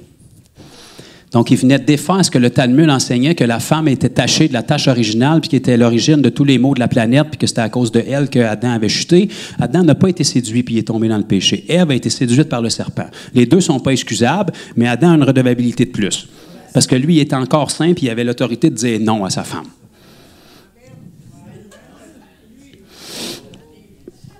Car Adam a été formé le premier, Ève ensuite. Ça, c'est biblique, on l'a dans Genèse. Et ce n'est pas Adam qui a été séduit, c'est la femme qui, séduite, s'est rendue coupable de transgression. Donc, elle s'est rendue coupable de transgression parce qu'elle a été séduite. Adam, lui, il s'est rendu coupable de transgression sans être séduit. C'était de son propre gré parce qu'il a accepté l'offre de sa femme. Alors que lui est encore saint, puis elle, quand elle lui en a offert, elle était déjà déchue. Elle avait déjà tombé. Sa nature divine était déjà enlevée. Elle sera néanmoins sauvée en devenant mère. Ah, ben, qu'est-ce que c'est ça? Fait que si tu n'as pas d'enfant, oublie ça, c'est l'enfer direct pour toi. Combien est-ce qu'il faut de n'avoir pour que ça marche, d'abord? Si tu es veuve et tu n'en as pas eu, qu'est-ce que tu vas faire? Si tu en adoptes, ça marche-tu? Comment est-ce qu'on interprète le texte? Ben, c'est écrit. Elle sera sauvée néanmoins en devenant mère. Si vous regardez le mot « sauver » ici, c'est le même mot qui est utilisé partout dans votre Nouveau Testament, qui est un petit mot de 4 lettres qui se dit « sozo », S-O-Z-O. Bien que nous, 2000 ans plus tard, on a résumé le mot « sauver », a fait une prière, lève ta main, remplis un carton, viens à l'église, paye ta dîme, tes offrandes, tu t'en vas au ciel pour l'éternité, alléluia, kumbaya. C'est pas ça que le mot « sozo » veut dire. Ça en fait partie. Mais le mot « sozo » dans votre Bible, c'est le même mot en grec qui est utilisé quand vous avez le mot « guéri »,« délivré »,« libéré »,« pardonné »,« restauré »,« victorieux ». C'est le même mot. Ça veut tout dire ça. Ça ne veut pas dire « aller au ciel après ta mort ». Ça en fait partie parce qu'évidemment, s'il est utilisé dans l'optique de pardon, si tu es pardonné de tes péchés, bien, c'est l'éternité qui t'attend parce que c'est tes péchés qui te séparent de Dieu. Tous son péchés sont privés de la gloire de Dieu. Romains 3, 23. Si les péchés sont enlevés, il n'y a plus de péché. Maintenant, tu es restauré dans la gloire de Dieu. Donc, le ciel est un effet secondaire de ça. Mais le mot « sauver » qui est traduit dans notre Bible ne veut pas dire « aller au ciel après ta mort ». C'est le mot « sozo » qui peut vouloir dire « guéri »,« délivré »,« libéré »,« restauré »,« rétabli ». Donc, si on prend ces synonymes-là et qu'on les replace ici dans le contexte, elle sera néanmoins restaurée ou rétablie en devenant mère si elle persévère avec modestie dans la foi, dans la charité et dans la sainteté. Parce qu'on se rappelle que dans le plan original de Dieu, si on recule dans la Genèse, avant que le péché et que la malédiction frappent la femme, ils ont été créés les deux à l'image de Dieu et les deux ont été créés pour dominer à part égale sur la création de Dieu. Le péché a amené un jugement à frapper et ce jugement-là a fait que la femme, toute sa vie, ses désirs vont se tourner vers son mari, mais qui va dominer sur elle. Et l'histoire nous démontre que depuis la chute de nos premiers parents, la femme a toujours été écrasée. Et puis c'est facile parce que l'homme a une puissance physique généralement qui est plus grande que la femme. Donc, il va dominer puis il va l'écraser et physiquement, c'est faisable. Mais dans le plan original de Dieu, c'était pas comme ça. Mais parce qu'on vit dans un monde déchu, la preuve de ce qu'on voit depuis des siècles et des générations nous prouve que la femme, ce que la Bible a dit est tout à fait vrai parce qu'elle a toujours été écrasée puis dénigrée. Mais Paul va arriver avec quelque chose de nouveau dans Galates, entre autres au chapitre 3, puis il va dire, mais maintenant, dans le Seigneur, il n'y a plus ni homme, ni femme, ni juif, ni grec, ni jeune, ni vieux, ni rouge, ni jaune, ni bleu, ni orange, t'es schtroumpf, ça va marcher pareil parce que dans le Seigneur, tu es restauré, la malédiction et le jugement qui était sur toi est enlevé, puis maintenant tu es rétabli comme dans le plan original de Dieu. Spirituellement parlant. Évidemment, si tu es une femme puis tu viens au Seigneur puis tu ne levais pas 500 livres sur le bench press, tu risques de ne pas lever 500 livres après avoir prié puis être venu au Seigneur. Parce que ce n'est pas physiquement que ta génétique va être changée, mais spirituellement, qui était dans le plan de Dieu à l'origine, où il n'y a pas de différence entre l'homme et la femme, les deux sont créés à l'image de Dieu avec le même mandat et la même domination qui est donnée sur sa création. Maintenant, en Jésus-Christ, il n'y a plus ni homme, ni femme, ni juif, ni grec. Ton ethnie n'a pas d'importance, ton sexe n'a pas d'importance. Humainement parlant, ça a de l'importance. Physiquement parlant, ça a de l'importance. Dans la gestion de la maison familiale, ça a de l'importance. Mais en Jésus-Christ, pour les choses de l'Église, Dieu ne voit pas de distinction entre. C'est pour ça qu'on a un autre questionnement dans Corinthiens chapitre 11 qu'on ne touchera pas un matin concernant le port du voile pour les anges. Il semblerait que sans ça, les anges n'arrivent pas trop à distinguer si c'est homme ou femme. Mais on ferme cette boîte-là pour une autre fois parce que ça, c'est un autre débat ultime. Mais en Jésus-Christ, il n'y a plus ni homme ni femme. Dans le reste de la société, parce qu'on vit encore d'un monde déchu, il y a homme-femme. Ben, il y avait. Là, à cette heure, il y a d'autres lettres, mais il y avait homme-femme. Est-ce qu'on saisit un peu mieux l'arrière-plan puis le contexte de ça maintenant? Donc, en Jésus-Christ, maintenant que les choses ont été restaurées, on a été restaurés de la malédiction du péché, techniquement, le plan de Dieu est rétabli dans nos vies comme c'était le cas à l'origine. Et à l'origine, Dieu ne l'a pas conçu pour qu'il y en ait un supérieur à l'autre. Très certainement, il a créé Adam avant. Mais Dieu va nous enseigner que maintenant, Dieu a rebalancé les choses parce que, bien qu'Adam ait été créé avant, l'homme maintenant n'est pas sans la femme. Parce que tous les hommes viennent au monde par la femme. Évidemment, l'un a besoin de l'autre, parce que madame ne mettra pas un enfant au monde s'il n'y a pas un monsieur qui est passé quelque part avant. Ou une pompe, ou un robot, ou en tout cas, il y a plein de façons bizarres à cette heure, mais de la même manière que la femme a été tirée du premier homme, tous les hommes par la suite sont tirés de cette femme-là, parce que Ève est la mère de tous les vivants. Et maintenant, en Jésus-Christ, il n'y a plus ni homme, ni femme, ni juif, ni grec. Donc, qu'est-ce que Paul est en train d'enseigner à Timothée et à l'Église de Corinthe? Vous appliquez la loi du Talmud qui n'a rien à voir avec les choses de Dieu dans vos communautés chrétiennes. Vous mettez des jougs fardeaux, des jougs pesants puis des fardeaux sur les femmes qui venaient du Talmud, qui n'avaient rien à voir avec le cœur de Dieu ni avec la loi de Moïse. Puis maintenant, en Jésus-Christ, il n'y a plus ni homme ni femme. Donc voilà maintenant les femmes, comment est-ce que vous pouvez agir? Vous avez le droit de vous instruire maintenant. Vous avez accès à l'enseignement de la parole de Dieu. Vous avez le droit d'apprendre. Mais ne profitez pas de ça pour aller à l'opposé puis tasser les hommes puis commencer à enseigner, pas parce que vous êtes femme, mais parce que vous n'avez pas l'instruction encore. Mais prenez l'instruction qui est disponible, puis vous avez accès à le faire comme les hommes, parce qu'il n'y a plus ni homme ni femme maintenant. Évidemment, on voit beaucoup plus d'hommes qui vont enseigner puis opérer des ministères dans la parole, parce que les rôles dans le naturel de l'homme et la femme demeurent différents. Et qu'on le veuille ou non, la femme a des propriétés que l'homme n'a pas, et vice-versa dans le naturel. Donc, la femme est placée comme étant à la tête du foyer. Dans le titre, il y a un passage qui nous dit qu'elle s'occupe aux tâches domestiques. Et puis si on ne regarde pas dans le texte original, bien souvent, ça fait comme passe la balayeuse puis fait le ménage. Occupe-toi des tâches domestiques. Mais si on regarde les termes originaux dans le grec, c'est encore bien plus puissant que ça. Ça veut dire qu'elle est gérante ultime puis qu'elle va être redevable devant le Seigneur de sa maison.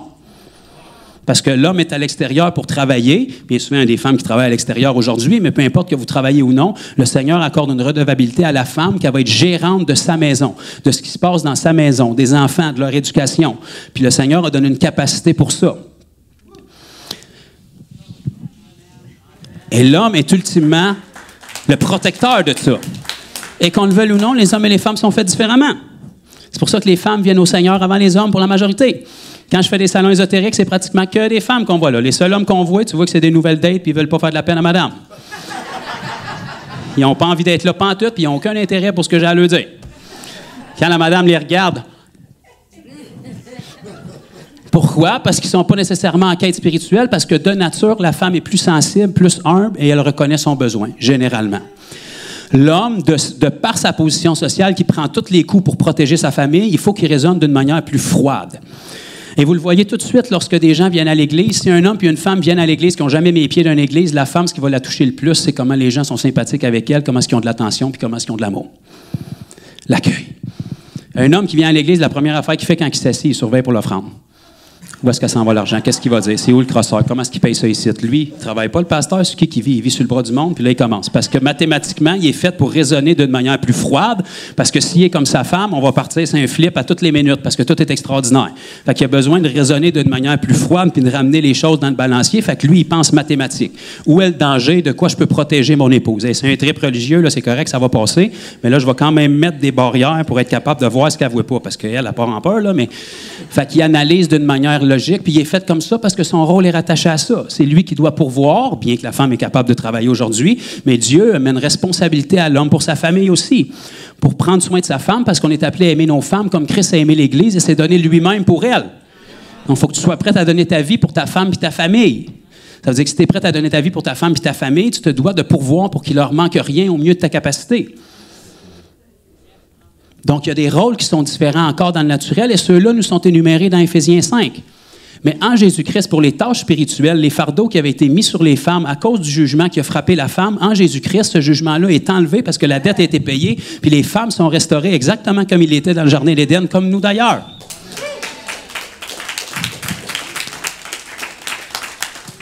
Donc, évidemment, on voit beaucoup moins de femmes aujourd'hui parce que généralement, les femmes sont prises ailleurs et vont s'occuper du soin de leur maison, du soin de leur famille, de la même manière qu'on en voit moins dans la parole. Mais on en voit quand même dans la parole, dans le Nouveau Testament, qui sont utilisés dans le Seigneur, qui sont utilisés dans des postes pastoraux, dans des postes prophétiques.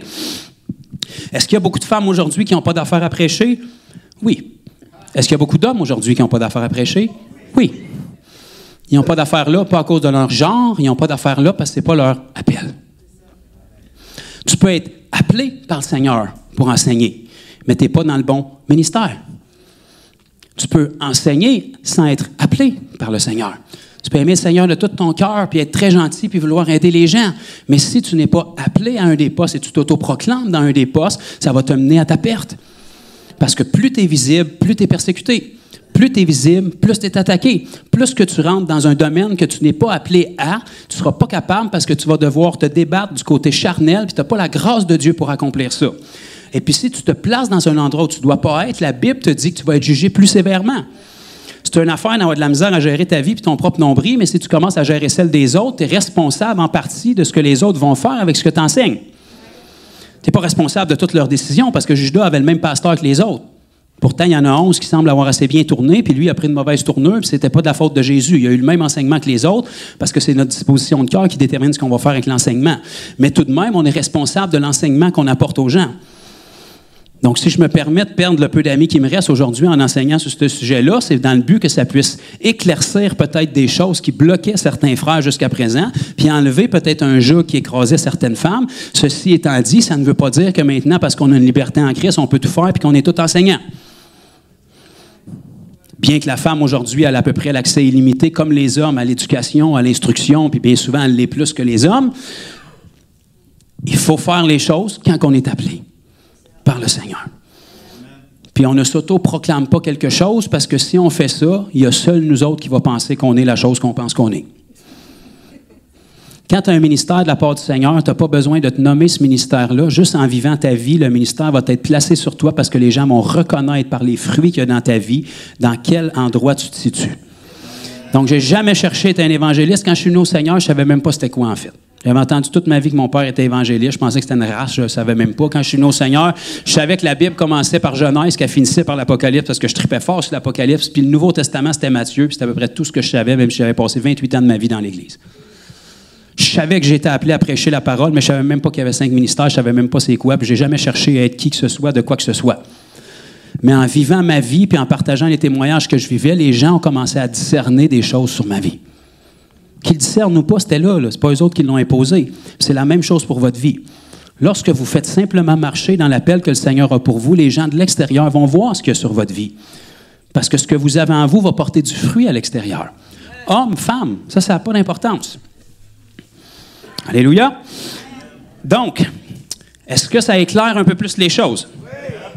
Maintenant, comprenez aussi, puis je vais essayer de terminer là-dessus, dans le passage de Timothée, fait que tous ceux qui me connaissent, ça regarde vraiment pas bien pour aller dîner de bonne heure, mais dans le passage ici de Timothée, Paul semble d'être assez strict, bien que si on prend les vrais mots en grec, ça adoucit un peu la chose, parce qu'il faut que vous compreniez que Timothée, qui était le fils spirituel de Paul, Timothée, bien évidemment, on apprend dans la parole qu'il y avait un ministère d'évangéliste et qui avait été placé aussi comme leader. Pouvez-vous croire ça? Un évangéliste qui était leader d'une église. C'était pas que le pasteur qui dirigeait tout.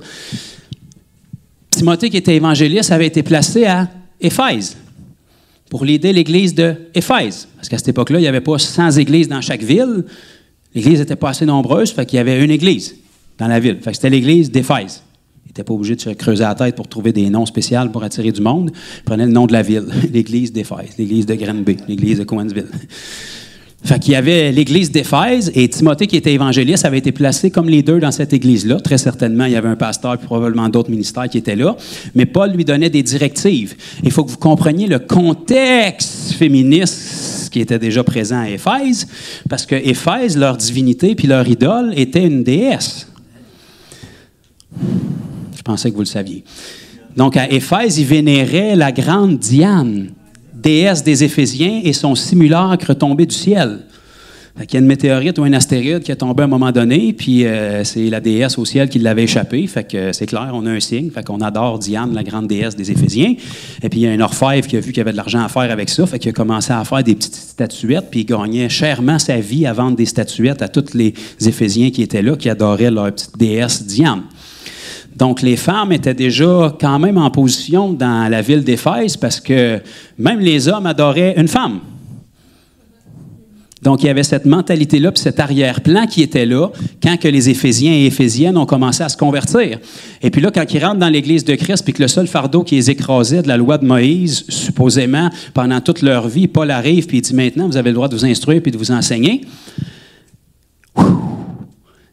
Les fils se sont touchés, puis ça a flippé, là. Fait que là, il était tout excité tout d'un coup, puis Paul devait donner des instructions pour doser la chose. OK? C'est pas parce que maintenant vous avez le droit de vous instruire que vous avez accès maintenant que vous devez automatiquement tasser tous les hommes puis dire vous savez rien puis prendre la place. Il y a un temps pour vous instruire, pas parce que vous êtes femme. Si ça serait un homme qui est ignorant, c'est la même chose. Prenez le temps de vous instruire. Vous avez accès pour la première fois à la parole de Dieu, alors qu'avant, on vous la restreignait sous principe que c'est ce que Dieu voulait.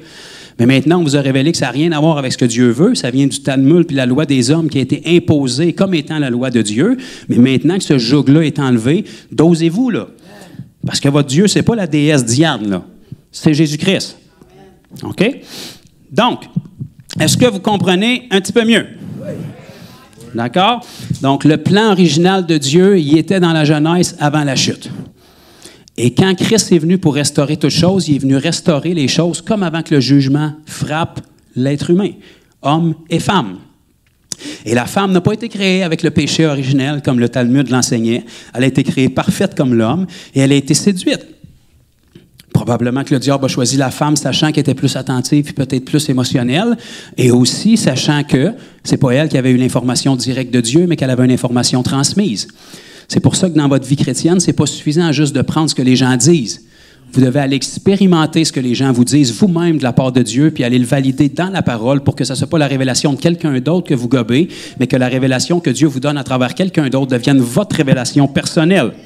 Pour que ce ne soit pas le jeu du téléphone qui se fasse, mais que vous ayez la parole qui vienne directement de Dieu. Que ça vienne s'établir dans vos cœurs. Si ce que je vous ai apporté ce matin va à l'encontre de tout ce que vous avez toujours cru, croyez-moi pas sur parole. Prenez ce que je vous allais apporter, ce que j'ai apporté, allez dans votre lieu secret, prenez les Écritures, puis pesez votre cœur. Parce que n'importe quel homme qui est contre les femmes, il le fait pour honorer Dieu la majorité du temps. Parce qu'il veut honorer la parole ou ce qu'il perçoit de la parole. Mais si on a une crainte de Dieu, puis qu'on se retrouverait dans l'erreur, puis qu'on se retrouverait à brimer les femmes, on attriste le cœur de Dieu. Et vice-versa. Si c'est des femmes qui sont dans l'abus, qui briment des hommes, c'est la même chose. Mais on veut honorer Dieu si on aime Dieu. Donc, on veut prendre peu importe qu'est-ce qu'on entend ou quelle révélation qu'on peut entendre par quelqu'un et on veut la valider par la parole, puis on veut que le Seigneur mette cette paix-là, puis cette assurance-là dans notre cœur. Pour pas qu'on ait de blocage puis de limitation.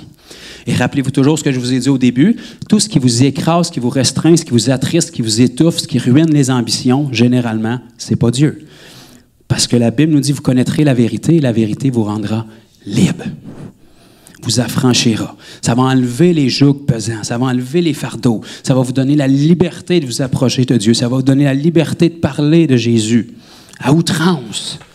Soyez trop freak pour Jésus, s'il vous plaît. Parlez-en trop, s'il vous plaît. Mais vivez à la hauteur de ce que vous parlez, par exemple, pour pas que vos paroles sonnent creux puis que votre témoignage amène les gens à ridiculiser et à dénigrer Christ. Portez votre témoignage, puis ayez une marche digne de votre appel, parce que la Bible nous enseigne dans Matthieu 5 que votre lumière brille ainsi devant tous les hommes, afin qu'ils voient vos bonnes œuvres et qu'ils glorifient votre Père qui est dans les cieux. Ce que les gens voient de notre confession de foi, ça doit pousser les gens à glorifier Dieu et pas à le dénigrer ou à le récraser. Alléluia! Donc, ça clôt 7 petites questions concernant l'enseignement ou la posture de la femme dans l'Église. Et il y aurait d'autres trucs rattachés à ça, mais...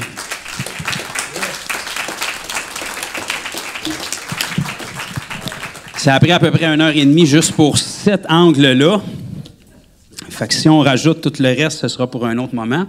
Mais en tous les cas, cette vidéo-là va être dans la liste de questions-réponses sur YouTube aussi. Fait que quand vous allez rencontrer des amis qui ont des problèmes avec ça puis qui vous persécutent pour X raisons, si jamais votre position change ce matin, au moins vous aurez cette vidéo-là peut-être à leur envoyer. Fait que ça va leur faire quelqu'un de plus à détester plutôt que de juste vous détester. Avec moi, on va être 2. Donc, on va juste se lever, prier ensemble. Et puis, après ça, si vous avez n'importe quel besoin, comme toujours, l'équipe, on va être disponible pour prier pour vous. Je veux juste rappeler aussi, s'il y a quelqu'un ou quelqu'une ici ce matin qui n'a jamais été baptisé pour X raison, ou qui a été baptisé sur l'opinion de quelqu'un d'autre, puis que ça n'a jamais rien changé dans sa vie, qui n'a pas saisi l'Évangile, ou si vous êtes ici et vous ne connaissez pas le Seigneur Jésus. Vous savez, ça peut faire 20 ans que vous traînez d'une église sans connaître le Seigneur Jésus. Là. Mais si vous désirez être baptisé, il y a de la belle eau chaude qui est là, qui ne servira à rien d'autre que rincer le drain. Donc, si vous désirez être baptisé cet après-midi, après l'Assemblée, ils vont avoir possibilité de faire ça. Venez voir quelqu'un de l'équipe. Faites-les pas parce que vous avez pitié de moi là, qui a travaillé là-dessus tout seul. Mais si vous voulez être baptisé ou c'est quelque chose qui vous parlait depuis un bout, vous ne saviez peut-être même pas c'est quoi le baptême, mais vous avez l'intérêt de donner votre vie au Seigneur ou de prendre une décision ferme, bien, il y a de l'eau qui est là, puis on va être disponible pour vous baptiser. D'accord? Seigneur Jésus, on te remercie pour ta parole, pour ton Saint-Esprit et pour la crainte de Dieu. Seigneur, on ne veut pas nécessairement avoir raison, mais on veut marcher dans ta vérité. On veut que s'il y a quoi que ce soit dans nos vies qui nous limite, qui nous bloque, qui nous dérobe, qui mette des lourds fardeaux sur nous, qui nous restreignent, Seigneur, tu puisses venir nous instruire. Si on t'aime de tout notre cœur et qu'on a faim et soif de vérité, Seigneur, je ne crois pas que tu vas nous laisser vivre dans un mensonge. Seigneur, je te prie d'épurer chacune de nos fondations. Chaque chose sur laquelle on a construit notre foi, si ça ne vient pas de toi, viens l'ébranler à la manière dont seul toi tu peux le faire. Aide-nous à être sensibles à ta voix, Seigneur, qu'on ne valorise pas nos traditions d'hommes plutôt que ta parole, mais que tu puisses être élevé, Seigneur Dieu, dans nos vies, qu'on puisse construire sur des fondations solides, qu'il n'y ait pas de brèche dans nos vies pour que les fausses doctrines puissent entrer, venir nous dérober, puis même nuire à des gens à travers nos vies, même si on peut être bien intentionné. Scelle-nous dans la vérité, Seigneur. Garde-nous dans une crainte de toi, où est-ce que la dernière chose qu'on veut, Seigneur Dieu, c'est te déplaire et travailler contre toi. Seigneur, qu'on n'entende jamais, comme tu dis à notre frère Saul, « Pourquoi me persécutes-tu? » Même si on est sincère dans nos démarches, Seigneur, ne nous permet pas de travailler contre toi à cause de fausses croyances qu'on a pu adhérer. Seigneur, on te prie que tu nous gardes unis dans la vérité, dans ton amour, que chaque personne puisse s'épanouir en toi, Qu'on soit une Église où la liberté puisse régner. Où est-ce que tu peux nous parler à chacun de nous, Seigneur? Où est-ce que tu nous transformes, non seulement quand on se rencontre ici, mais de jour en jour, Seigneur. Et que vraiment on soit des ambassadeurs qui te font connaître dans chaque aspect de nos vies, dans nos finances, dans notre famille, dans notre travail, dans notre évangélisation, Seigneur Dieu, mais que partout où les gens peuvent poser leurs yeux dans nos vies, l'empreinte de ta présence y soit, Seigneur. Enseigne-nous à parler, à penser et à agir comme toi partout où est-ce qu'on est. Et Seigneur, que cette Église ici et toutes les autres Églises fondations, on puisse vraiment être des Églises qui réjouissent ton cœur. Que tu puisses nous placer autour de gens dont on a besoin pour grandir. Que tu puisses nous placer autour de gens qui peuvent avoir besoin de ce que tu nous as confié aussi, Seigneur. Mais que ton Église, ultimement, ici, dans cette nation, puisse avancer dans la sainteté, dans la crainte de Dieu, dans la puissance, dans l'audace, dans le zèle, Seigneur. Et que le nom de Jésus soit sur toutes les lèvres. Que du nord au sud, de l'est à l'ouest, chaque habitant de cette province puisse entendre la bonne nouvelle du gracieux salut en Jésus-Christ. Fortifie chacun de mes frères et sœurs. Révèle-toi à eux, Seigneur Dieu, dans leur quotidien, dans leur lieu secret. Et je prie ta bénédiction sur chacun d'eux. Que la tiédeur puisse partir, que le premier amour puisse être restauré. Que ceux qui ne te connaissent pas encore, Seigneur, tu puisses mettre une conviction ferme dans les cœurs. Et rencontre les besoins de chacun qui vont peut-être avancer ici ce matin. Merci pour les gens que tu vas guérir, que tu vas libérer, que tu vas toucher et que toute la gloire te revienne. Dans le nom de Jésus. Amen.